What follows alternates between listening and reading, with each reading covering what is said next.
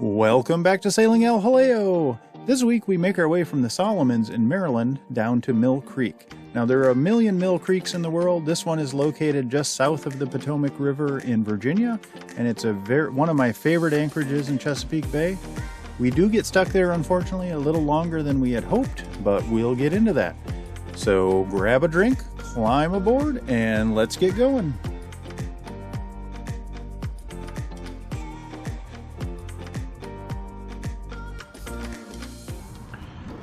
Hey y'all, it is I think November 2nd, 3rd, somewhere around there, and we're still in Back Creek and the Solomons, and we're getting ready to pull out tomorrow morning at around 4 a.m. We've got a long haul down to Mill Creek. It's one of the longer hauls we've got. A comfortable day for us is 30 nautical miles, a long day is 40 nautical miles, and tomorrow we have to do 45 nautical miles. So it's going to be about a 13-hour day if everything goes right. So we're going to try and get out of here around 4 a.m. This end of the trip is marked very well, so we can navigate it at night. But the other end, where we're going to anchor for the evening, is not as well marked. So we want to get there during daylight. And Back Creek here, which was our comfortable little hamlet away from everyone else, has become quite populated. We've got one boat right next to us here, and we've got 1, 2, 3, 4, 5. I think there's one tucked back there, possibly 6 boats anchored right up next to us. I'm not worried about anything. They're a decent distance away. I'm glad they had to anchor next to us and not the other way around. I trust, not that I think my anchor is going to slip, but I trust their judge of distance more than I trust my own. So tonight's a wonderful evening. It's relatively warm. I mean 60-ish. It's probably getting down to, lower 50s tonight, but this house right over here is awesome. They've got a wood fire going, and I grew up in a home with a wood stove, and that smell of that wood stove is like a warm blanket wrapped around you. It's awesome. It's just a really great feeling. So yep, we're gonna go to bed early tonight. I got in a good shower tonight, washed my hair. We're all set to go in the morning, and we're gonna get up early and head out. So hope y'all are well, and I guess I'll see you in Mill Creek.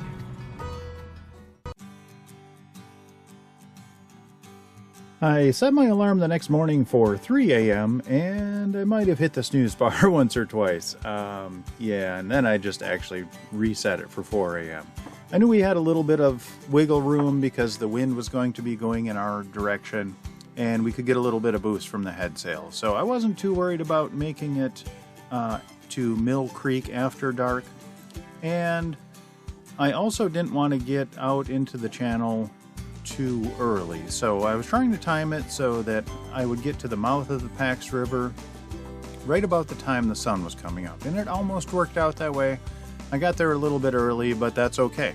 This end of the trip is well marked, and it's not a problem to navigate in the dark.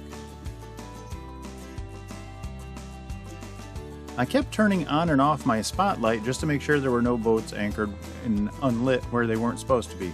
The only time we ever came close to anything was on the way out. There was a marker for a speed in the channel, and that was not on the map, and thankfully I saw that before we hit it. It wasn't very close, but that's why I kept checking for things like that.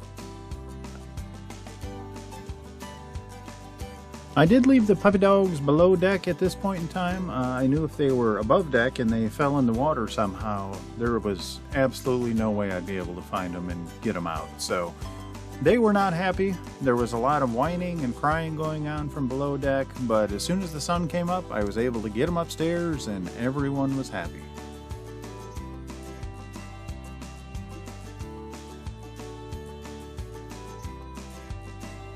We arrived at Mill Creek around 4 p.m. that evening, and we got there with plenty of daylight left, and it's a good thing. Most places you go, they don't put crab pots in the navigation channels, but for some reason they do here. so we had to stay on our toes to get into the river without running over a crab pot.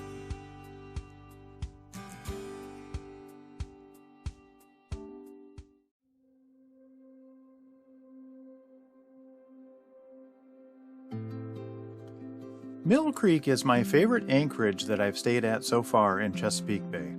I just love it. It reminds me a lot of where I grew up. I grew up in a very small town of about 400 people in rural Wisconsin, and we lived on a small lake. It was actually not much bigger than this part of Mill Creek right here where I'm at, and it was awesome. There were families that lived all around the lake.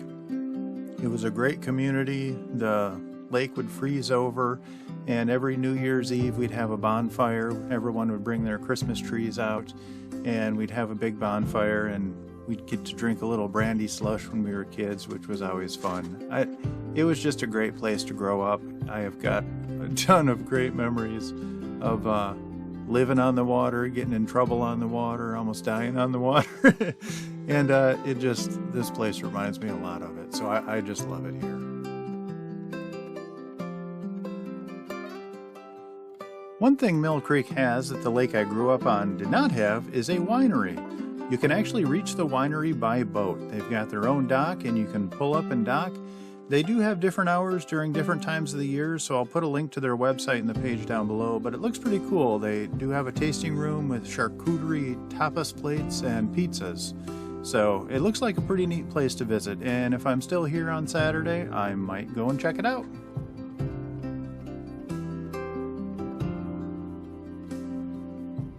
At the mouth of Mill Creek is Dameron Marsh Natural Area Preserve. It is 316 acres and is one in a series of protected areas lining the shores of the Chesapeake Bay and contains one of the region's most significant wetlands for marsh bird habitats.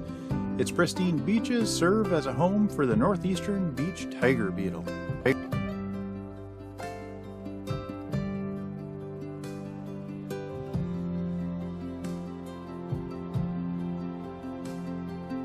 The preserve is owned and maintained by the Virginia Department of Conservation and Recreation. Public access facilities, including a parking area, hiking trails, boardwalks, and a boat launch for small watercraft are available. Portions of the preserve shoreline are seasonally closed to public access to protect habitat for threatened species.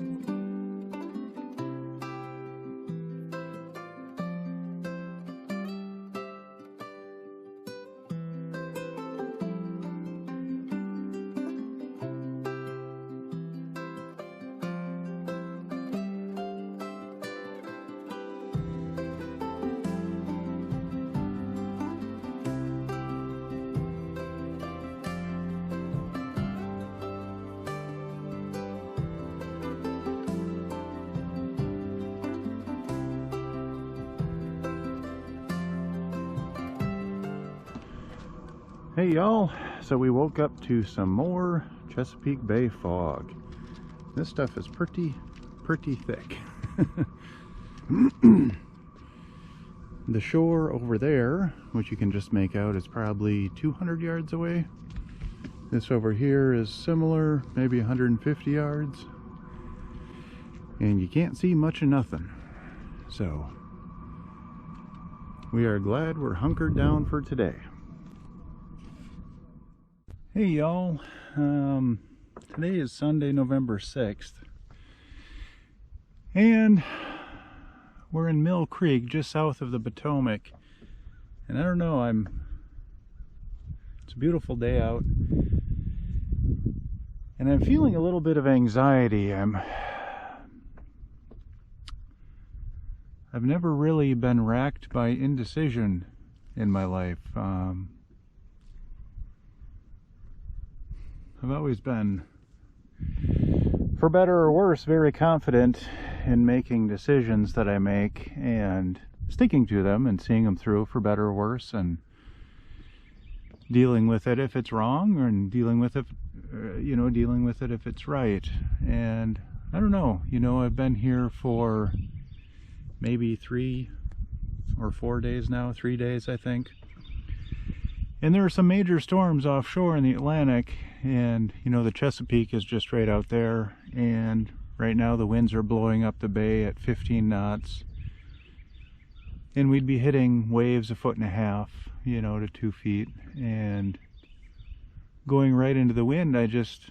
We just can't do it. And this boat has a top speed of 4.5 knots, you know, towing the dinghy, and I've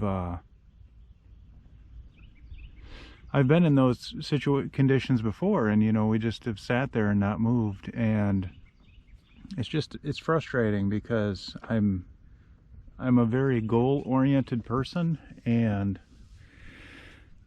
it just, you know, when I want to get somewhere, I want to get somewhere. When I want to get something done, you know, you get it done, and then the time is yours. And I'm just I'm struggling a little bit because I'm a little bit unsure about my ability of what I can and can't do, and I'm struggling to get rid of that goal mentality. You know, I've had it pretty much my whole life, and there is no goal anymore. You know, there's a daily goal: get down, you know, get to Norfolk, you know, then get to Belhaven, and then, you know, get to Florida. And there's always a goal. And to slow down and say, you know, this is not the right time. You know, right now you just have to sit here. There's 2 massive waves of wind coming in, and you know, over this next week. So I might be here for a week. I might be here for another week, you know, and time is running short to get south before it starts getting really cold, and then I'm stuck in the same situation I was in last year. So I don't know, just kind of frustrated.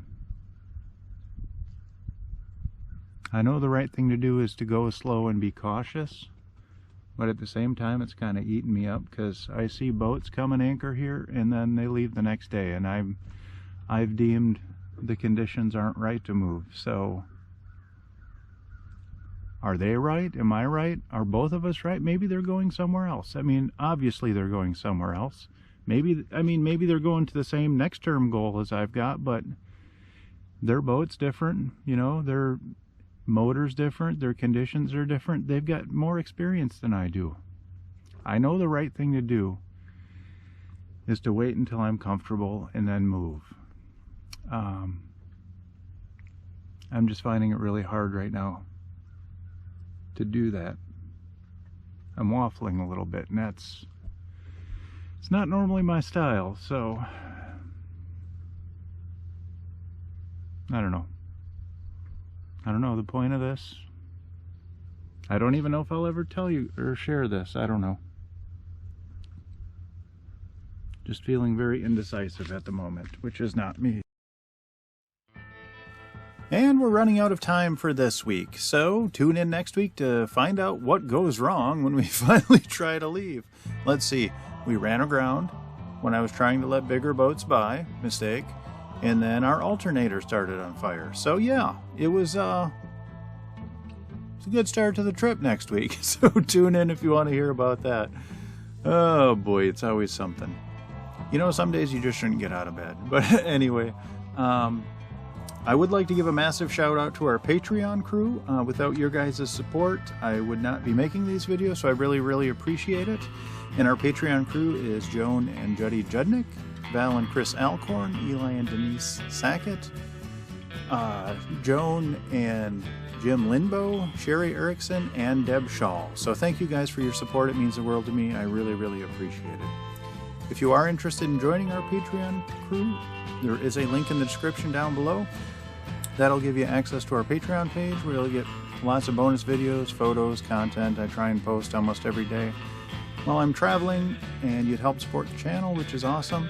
And if you do like our videos, please like, comment, and subscribe. That helps us out as well. Alrighty, I'll see you all next week.